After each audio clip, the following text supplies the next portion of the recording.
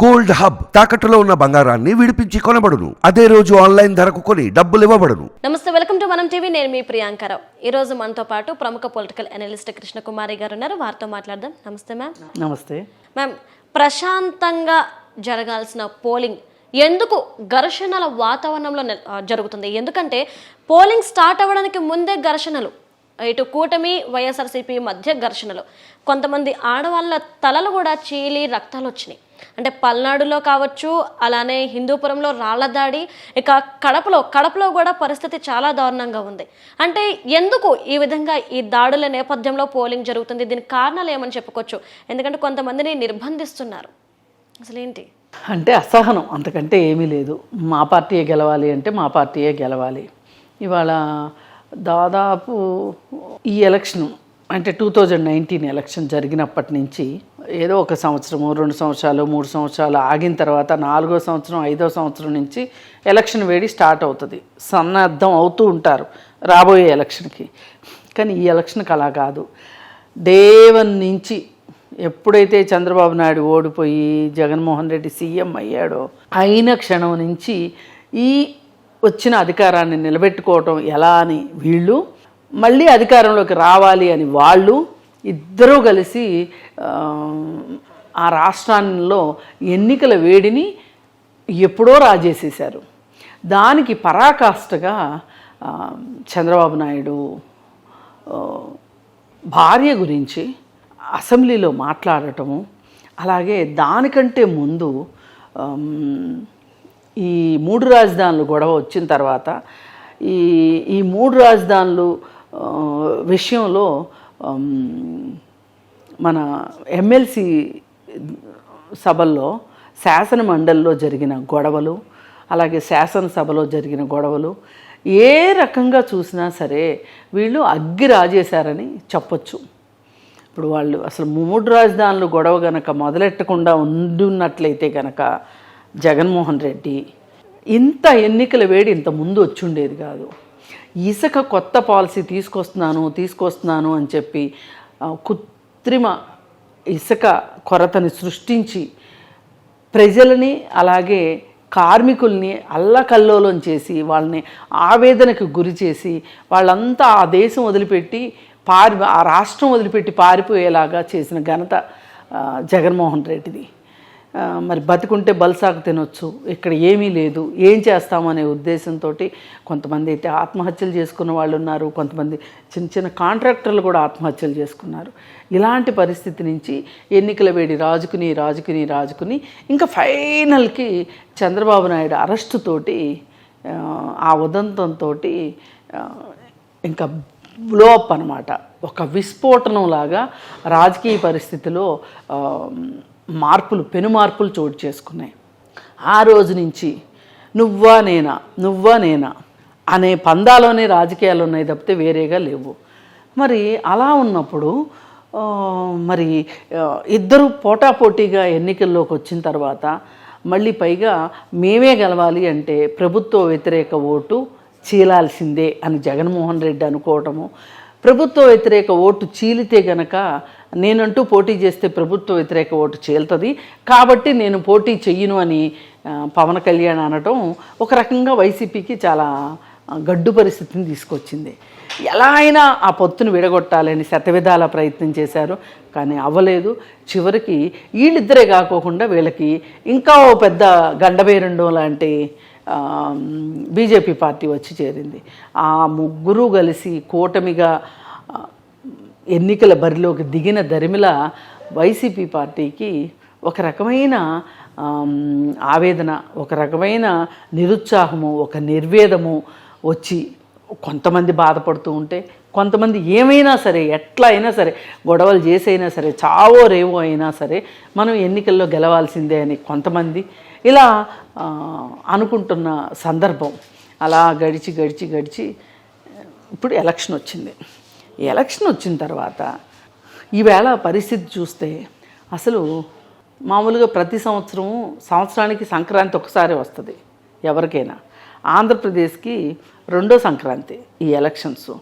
రెండో సంక్రాంతిని తలపించే కంటే అంతకంటే ఎక్కువ కూడా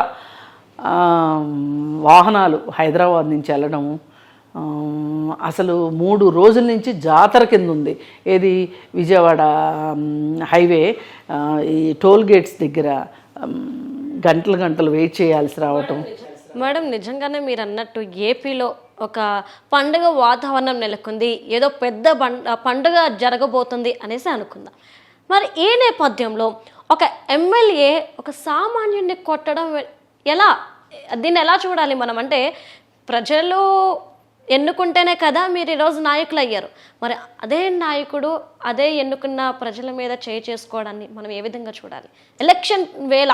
అంటే ఇప్పుడు కొన్ని ఇంటర్లింక్డ్ ఉంటాయి, గొలుసుకట్టు విషయాలు ఉంటాయి.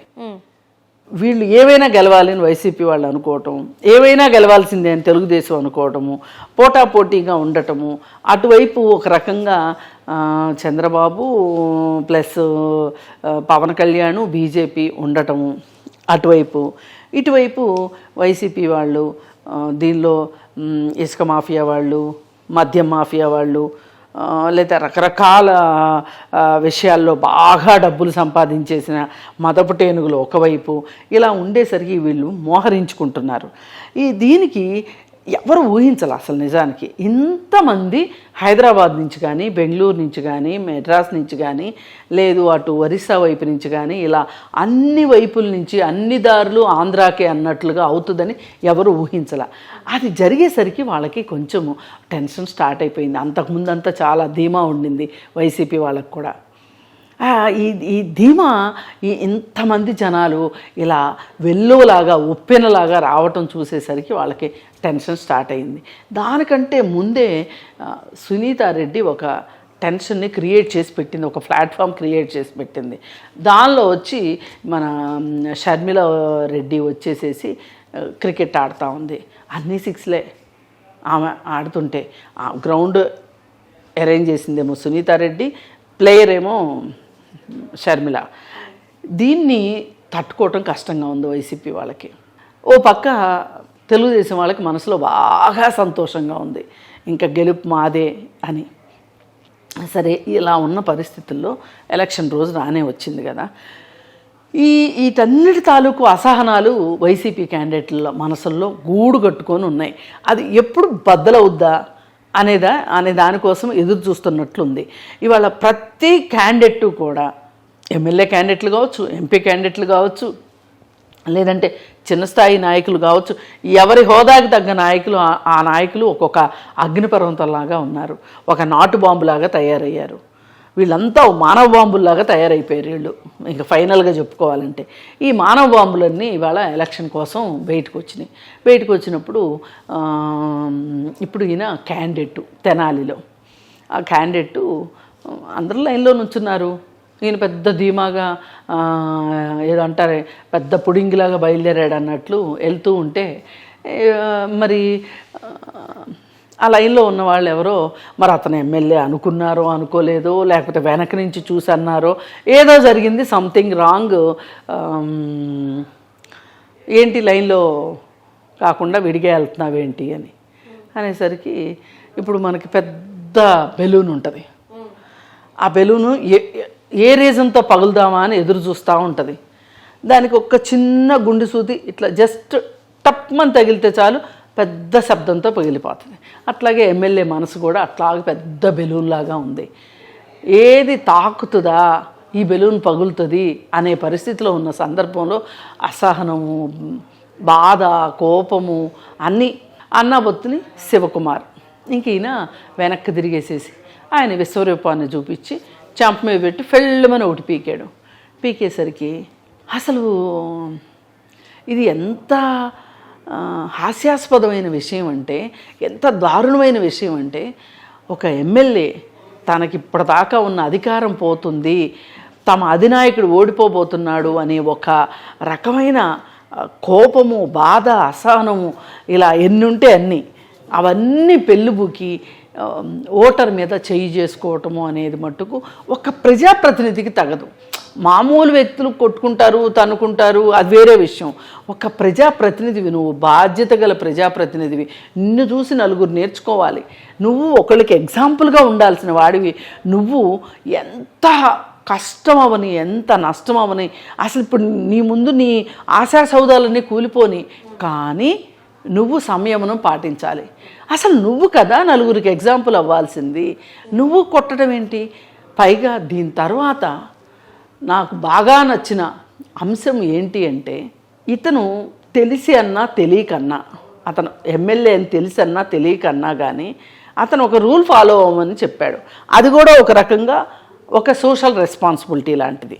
కానీ దాని నుంచి అతను చెంపదెబ్బ వెయ్యగానే ఒక స్పాంటేనియస్గా చుట్టూ ఉన్న వాళ్ళందరూ కూడా మా ఓటర్ని కొడతావా నువ్వు అని చెప్పి అతని మీద తిరగబడతాం చూసారా, ఇది మనకు కావాల్సిన విషయం. ఇది ఇది ఇది నిజమైన, అంటే మీరు కొట్టిన వాళ్ళని కొట్టమని ప్రోత్సహిస్తారా అని అనొచ్చు, కానీ ఇక్కడ ధిక్కారం అనేది అతనిది పొగరు, అతనిది అహంభావం.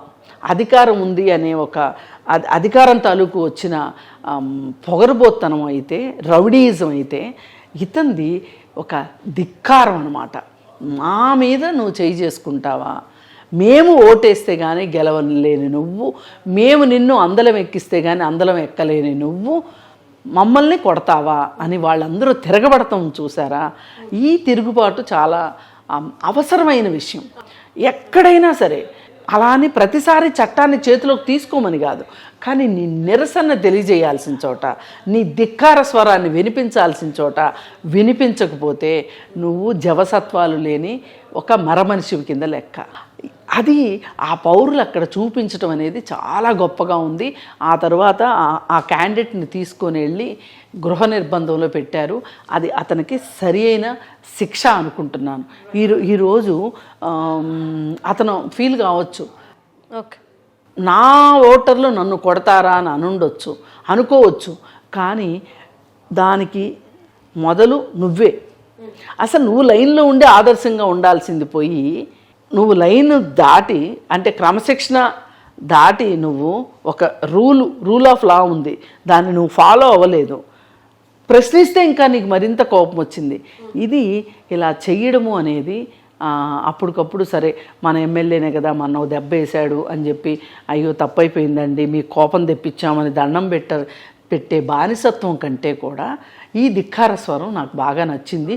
ఇదే పౌరులకు కావాల్సింది. ఇలాంటి గొడవ ఇంకా చాలా గొడవలు, పల్నాడులో గొడవలు, గొడవలు జరిగినాయి. ఏది ఏమైనప్పటికీ ఈ వైసీపీ నాయకులకి ఇంతమంది ఇన్ని ప్రాంతాల నుంచి జనాలు రావటము, ఒక జాతర మాదిరి అవ్వటము, పోలింగ్ బూతుల్లో 7 గంటలకి వెళ్ళేటప్పటికే, 7 గంటలకి పోలింగ్ బూత్ ఓపెన్ చేసేటప్పటికే సినిమా టిక్కెట్ల దగ్గర కొత్త అభిమాన నటుడు సినిమా రిలీజ్ రోజు ఎలా అయితే ఉంటారో కిక్కిరిసిపోయి లైన్లో తొక్కుకుని తోసుకుని, అంటే వాళ్ళు ఎప్పుడు ఉత్సాహంతో ఎప్పుడు ఓపెన్ చేస్తారో అని చూస్తారో, అట్లా ఈ ఓట్ల పండక్కి ఈ ప్రజలు ఈ విధంగా నుంచోవటము అనేది మటుకు చాలా స్వాగతించాల్సిన విషయం. ఎవరు గెలుస్తారనే తర్వాత విషయం.